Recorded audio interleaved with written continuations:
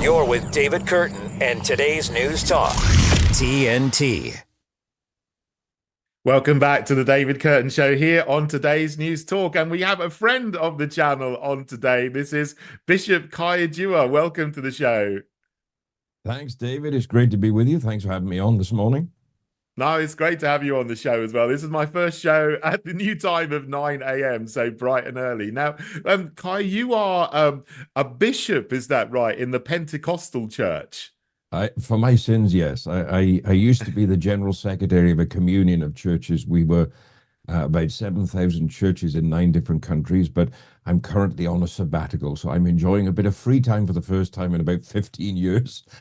Okay. Yeah. Well, it takes a lot out of you, doesn't it? I mean, you're running all those churches and doing great work. There's an awful lot to do with that. But, you know, you're here in the UK, you're overseeing churches around the world. But one thing that concerns me as a Christian too are attacks on the principles of faith that our civilization is founded on. You know, the UK 50, 60 years ago was a fundamentally Christian society, but that's been completely overturned now to the point where is almost we don't have free speech on certain issues. I mean, why do you think this has happened in the Western countries particularly?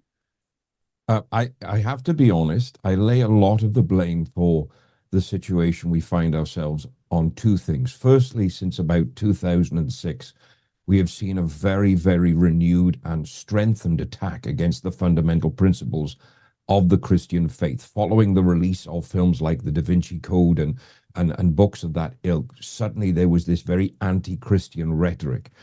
But the majority of it within our culture and our society is, I lay the blame at the feet of multiculturalism. And I say that very specifically because the idea, the concept of multiculturalism was that we become part of a greater, broader community, celebrating the diversity between us all, celebrating the difference in religions, celebrating the difference in cultural ideology, cultural identity, and creating a better society that benefits from all of these things without losing the identity and the principles of the things that make us great. The problem is we have too many people that are outside of that melding pot that refuse to get into it. Rather, what they want to do is force their ideology, force their culture on the nation that is now hosting them. I call it inverted colonialism. And because of that, with the rise of anti-Semitism in the United Kingdom, with the rise of this manufactured media term Islamophobia, because I don't understand how you can have an irrational fear of a religion, because that's what Islam is. It's not a culture, it's not an identity, it's not a way, it is a religion. Because of these peer pressures and this insistence of non-conformity, non-integration, what we see is the rise of fundamentalism, as we've seen in the last 25 years, particularly within Western society, the increase of violence that's related to that, and people in power that have the ability to say, no, we need to be a better society. We need to work together. We need to uphold the fundamental principles. What's happened is, out of pure peer pressure, fear, conformity, and because of money changing hands that manipulates so many people in so many different ways, we see a refusal to acknowledge that we once were built on great Christian truths, on great Christian principles. And although we are becoming a multi-faith, multicultural society, we mustn't lose that identity. So what's happened is Christianity and the Christian faith, particularly in the United Kingdom, has been marginalized so that we give credence to other religions. And a lot of it, particularly in the last 27 years, you know, when the Blair government came into power, very few people understand how much money they began to give the Muslim Council of Great Britain to promote anti-fundamentalism, which all just went was spent on building mosques. And people need to understand, I'm not anti any other religion. I'm anti-fundamentalism. And we have fundamentals in Christianity as well. But we have to work together for the greater community, but in doing it so in such a way that we don't lose our identity and we don't strip away the principles and the truths that made us a great society for the appeasing of the crowd, the baying to, as we've seen in Parliament in recent weeks, the baying to the mob mentality, because that's the quickest way to undermine and destroy cultural civilization, civilized society as we know it. Yeah, look, I totally agree with you, and I would also add, I would maybe call it cultural Marxism, where you have all these oppressor-victim narratives. So migrants are oppressed, women are oppressed, gay people are oppressed, trans people are oppressed, Muslims are oppressed, and therefore they need to be elevated to overcome the oppressors. So white, male, Christian, British people are seen as inherently oppressive just through their characteristics, when actually our society is built on Christian principles. So that's what leads to the marginalization. And so the interesting thing is you have, it's not coherent, because you have these different oppressed groups, if you like, groups that are defined as victim groups, but they're often competing against each other. So you have feminists maybe were in the vanguard of, undermining masculinity and the role of men, which is part of the generation. But now you've got transgender coming in, transgender ideology, and they are outstripping feminists in the race to become who is the biggest victim. And in all of this, Christianity is marginalized even more every time there's a new oppressor victim narrative that comes in. Do you see that happening as well? I think the problem with that particular situation, which is what is happening here in the United Kingdom, is because of this increase of everybody has to be a victim. Firstly, they don't understand what true oppression is. And that's a great starting place, because everybody's talking about, oh, I'm oppressed with this. Just because you can't get your own way doesn't mean you're oppressed. We go back just 40, 50 years. I look back to, mid 60s in the US, for example, to see real racial oppression. Just because somebody looks at you the wrong way in the street now doesn't mean to say they're racist. I'll give you an example. I have won national awards for what used to be called the BAME community, Black, Asian, Minority, Ethnic, right? Which I understand now that term is racist. So I've won national awards in the UK. I've won international awards for my work to further racial reconciliation, for my work in helping those from minority backgrounds, minority communities within the UK and further abroad. Now, apparently, even though I've done that, I'm a covert racist. I'm not an overt racist, because now I have to, right? Despite the fact there's not a racist bone in my body in any way, shape, or form. So it fascinates me how people are constantly looking to be the victim. And like you said, each one trying to get one up on the next group. The problem with that is when we see like feminism went ultra liberal feminism, and that gives rise to the antithesis of the likes of the Tate brothers, this uber masculine society that is now promulgated amongst young men, that now sees women as a commodity, not an asset, not a beauty, not an equitable partner in a valid familial relationship. Now they're just something to have sex with, to trade off, or, and spend a bit of money. And then in combat to that, we have the rise of the ultra female concept, where it seems like every young girl is on OnlyFans or taking their clothes off because that's the way I make money, and all of it just constantly leads to an absolute degradation of moral fiber, moral character, of the sense of morality. And then we have government that legislates to accommodate the victimhood of each group.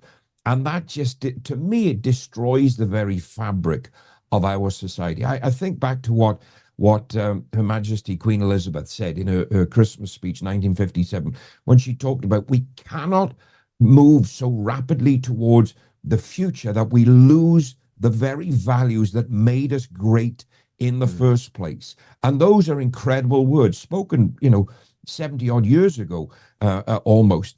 To think that back then it was almost like she had a vision of the country that we would see now. And it's really stripping away, to me, the value of individuality, not just the value of society, and really not just an attack on the Christian faith. It is absolutely fundamentally eradicating the very fabric and structure of society, to the point that we will have, in my opinion, if we keep going down this road, we will have legislated anarchy, which gives rise to governments then creating all manner of other legislation to become an oppressive state, and then everybody's oppressed rather than just trying to be a victim. Yeah, our nation is founded on Christian principles, but within that we have individual liberty. But individual liberty doesn't work unless you have some kind of understanding that we all use that individual liberty with care and kindness to other people, which is what you get from Christianity, which is why it doesn't work. You don't have the same concepts in Islamic countries or China, communist countries. I mean, you don't have individual liberty in those countries, and anyone looking at the world would say, well, you get the best societies when they're founded on Christian principles, but that's being completely eroded and inverted now. And one thing that you've posted about, which I was very glad you did, what I've been speaking about, is the coming move to ban what's termed conversion therapy. And that would be really damaging to free speech. Can you tell everyone what is that? What is conversion therapy, and why is it dangerous to be banned? Well, within the context of the Christian church, conversion therapy is for those members of the homosexual or LGBTQIA alphabet community that feel that there may be confusion about their sexuality. And we as a church help them through a process of coming out of the LGBTQIA. There's so many letters in that, I can't even remember them anyway. But coming out of that form of sexuality and into normal heterosexual relationships as is defined by Scripture. The fact that now within that, I'm also mindful of the fact there are ultra-conservative groups that force that on people, and that to me is not a good point either, because that draws back to that Christian fundamentalism I was talking about earlier on.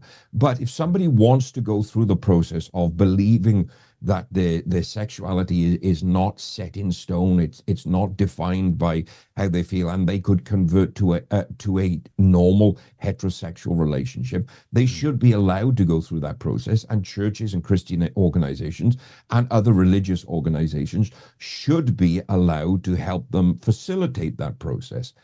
But with the government wanting to ban that, we're in a very, very dangerous place, because at what point does the government make a determination? It seems like the government really just want to define every aspect of society, tell everybody who they are, what they are, and how they must be within society. And anybody that speaks against that, because we can't close you down, because we can't stop you from speaking, what we do is we legislate you out of existence. We've seen that time after time after time. When I look at the same-sex marriage bill, when I look at now the redefinition of marriage in society, the church for far too long, in my opinion, has done what the church thinks it needs to do, but that is too passive.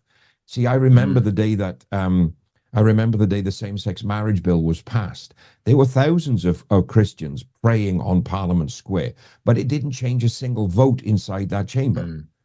So we have to be far more active in what we do. We have to use the weapons that are at our disposal, figuratively, not literally, when we start lobbying MPs and lobbying organizations like other groups have done for many, many years.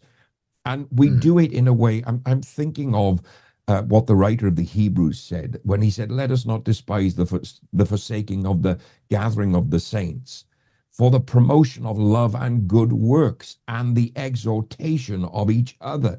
That to me is what we as Christians should be doing. We get together to promote love and good works, but love and good works in accordance with Scripture, to exhort each other in accordance with the Scripture.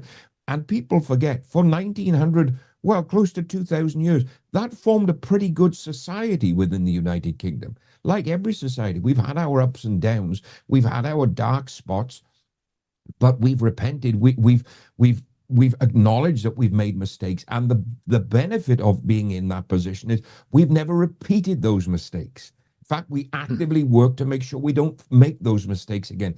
That is a good society. So when the government tries to now legislate in areas like this, to me, it is a massive governmental overreach. It is well beyond the remit of what people that are elected to represent us in Parliament are there to do. And they seem to have forgotten for, well, I would say the last 27 years, that in the United Kingdom, as in every parliament, they govern by consent.